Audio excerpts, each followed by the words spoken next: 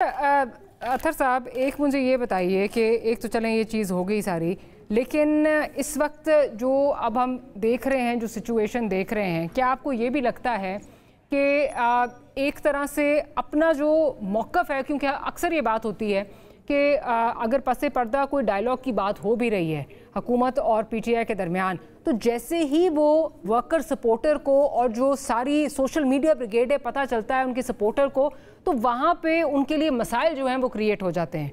Do you think that's also one of the reasons कि चीज़ें आगे नहीं बढ़ पा रही? बिकॉज एक बयानिया पीटीआई ने क्रिएट किया हुआ है, उससे उनके लिए जेर ज़बर करना बड़ा मुश्किल हो रहा है। They become a victim of their own narrative. देखिए, इसमें कोई दो राय नहीं कि इस वक्त अवाम का एक खास किस्म का सेंटिमेंट है। अगर आप डी चौक अभी चले जाएं, गुज़िश्ता 24 घंटे के दौरान कोई भी सहाफ़ी जो डी चौक में गया हुआ है, आपको पाकिस्तान तहरीक इंसाफ की कोई लीडरशिप वहां पे नजर नहीं आ रही है। वहां पे आम लोग हैं, आम लोग आए हुए हैं, लोग फैमिलीज के साथ आए हुए हैं, दीगर लोग आए हुए हैं। तो इस वक्त जिस नहज पे चीजें पहुंच गई हैं, उसमें हर किसी का किरदार हो सकता है, उसके ऊपर हम बहस कर सकते हैं। लेकिन अब अगर कोई ये सोचता है कि मामलात उस तरफ चले जाएंगे जिस तरह 4 साल पहले थे और 5 साल पहले थे और उसी तरह चीजें चलना शुरू हो जाएंगी, नहीं, अब आपको कुछ ड्रास्टिक मेजर्स लेने पड़ेंगे। कुछ चीजों के ऊपर सारे सियासतदानों को इत्तेफाक करना पड़ेगा कि हमने आगे की सियासत किस तरह चलानी है। as we're speaking, as we're discussing this, खबर आ रही है कि स्पीकर खैबर पख्तूनख्वा असेंबली ने कल इजलास जो है वो तलब कर लिया है इन द बैकड्रॉप कि इस वक्त अली अमीन गंडापुर साहब जो हैं वो मिसिंग हैं, और ऑब्वियसली जितनी फ्रैक्चर्ड पीटीआई खैबर पख्तूनख्वा है वो भी हम जानते हैं। क्या कुछ आपको लगता है कि तब्दीली हो सकती है? नहीं, मेरा नहीं ख्याल कोई भी तब्दीली होगी। अली अमीन साहब जो है ना, वो इस वक्त इमरान खान के कैंडिडेट हैं।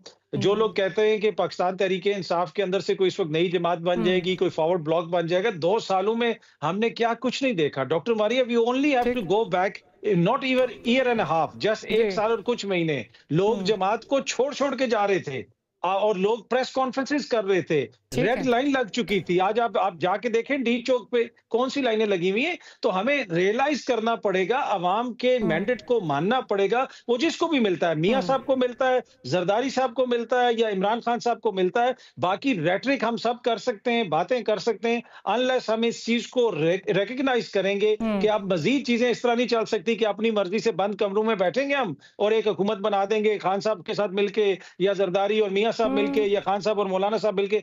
ऐसा नहीं होगा। आपको अवाम को ऑन बोर्ड लेना पड़ेगा। वो मुझे वहां पे लैक लग रहा है कि वो अवाम को ऑन बोर्ड नहीं लिया जा रहा। उसमें मसला ये है ना अतर साहब के, जब आप बात करें आज की हुकूमत से तो वो कहते हैं फिर आज से क्यों शुरू करें, 18 से क्यों ना शुरू करें, 18 से शुरू करें। हमारे साथ क्या हुआ था? पीटीआई कहती है जी आज से 100% एग्री करता हूं, लेकिन वो दुरुस्त कहते हैं। अभी वही बात है ना कि शुरू कहां से होगा? उन किरदारों को पकड़ें। हुकूमत में ये लोग सारे उन किरदारों को पकड़े जिन्होंने इलेक्शन चोरी किया, जिन्होंने पनामा में इनके खिलाफ ज्यादती की, जो कुछ वो सारे किरदार। लेकिन फिर उसमें वो भी होंगे ना, फिर उसमें फिर कहेंगे जी पॉलिटिकल विक्टिमाइजेशन हो रही है, वो भी इंक्लूड होंगे जो उस सिस्टम से मुस्तफीद हुए, वो भी तो फिर उसमें जो है वो इंक्लूडेड होंगे।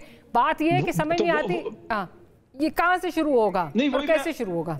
नहीं देखिए, इसमें डॉक्टर साहब इसमें इतनी कोई रॉकेट साइंस नहीं है टू बी ऑनेस्ट। मेरी नजर में इलेक्शन एक हो, उसमें जिसको वोट पड़ा है वो वोट उसका निकले, ना आरटीएस बैठे ना जनाब फॉर्म 47 आए। जिस दिन हमने ये फैसला कर लिया, और यहाँ पे एक चीज अनफॉर्चुनेटली बात पर कही जाती है कि एक दफा यहाँ पे साफ और शफाफ इलेक्शंस हुए थे तो मुल्क टूट गया था। मुल्क साफ शफाफ इलेक्शन से नहीं टूटा था, मैंडेट की चोरी से टूटा था। मैंडेट मियां साहब का हो तो उनको मिले, जरदारी साहब का हो तो उनको मिले, खान साहब का हो तो उनको मिले। मैं जरा इस चीज के ऊपर इन सारी जमातों को एग्री करना। मैं जरा बिलाल साहब से उनका पॉइंट ऑफ व्यू ले लूं। ये जो स्पीकर साहब ने इजलास बुला लिया है, are you reading it differently या यू थिंक कि ये एक रूटीन का जो है वो? नहीं, मेरा आई डोंट नो जी, स्पीकर साहब भी बता सकेंगे।